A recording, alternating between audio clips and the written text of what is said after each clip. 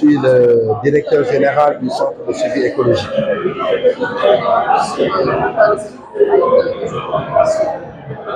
À la suite des pays comme l'Afrique du Sud, le Ghana et le Kenya, le Sénégal a l'honneur d'accueillir le forum AfriGéo, qui est le plus grand forum des applications de la géomatique en Afrique, qui regroupe plus de 33 pays membres africains et plus d'une quarantaine de pays à l'échelle internationale. On se réunit cette semaine à Dakar pour faire le tour d'horizon d'un nombre illimité d'applications du spatial dans le domaine de l'imagerie spatiale, le cadastre, la détection des zones agricoles, des forêts, des inondations, etc.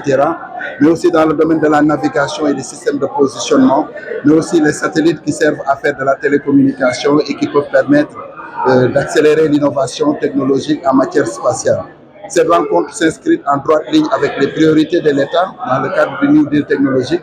Au même moment où nous parlons de ce sujet, les questions d'employabilité en relation avec le numérique, cette question fait l'objet d'une réunion au CICAD, c'est présidé par le président de la République.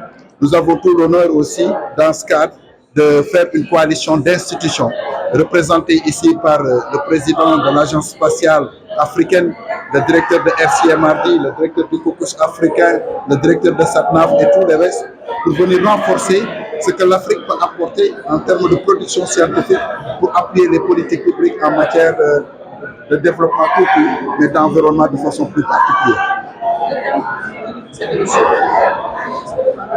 Le thème retenu, c'est comment passer des données à l'impact.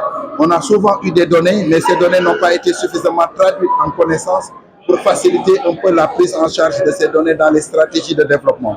Donc l'idée, c'est de montrer comment on peut appliquer différentes typologies de données pour répondre à des applications spécifiques.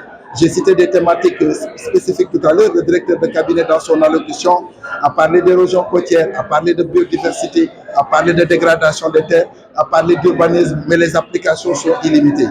Le point le plus important, c'est qu'aucun pays ne peut se doter de tous les moyens pour avoir toutes les données qu'il lui faut pour répondre aux besoins dont il fait face.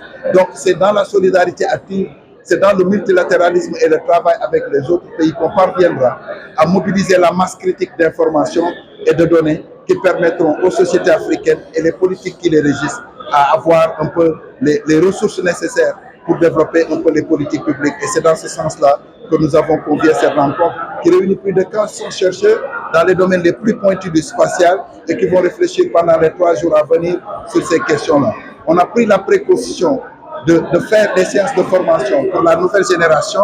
Plus de 60 jeunes ont été formés sur des domaines pointus comme l'imagerie par drone, comme l'intelligence terrestre, pendant de l'intelligence artificielle, comme les questions de pollution et de qualité de l'air, les questions de climat et santé qui feront l'objet d'une session spéciale cet après-midi.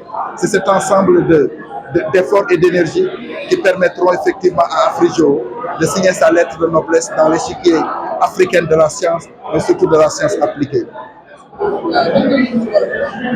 Watch.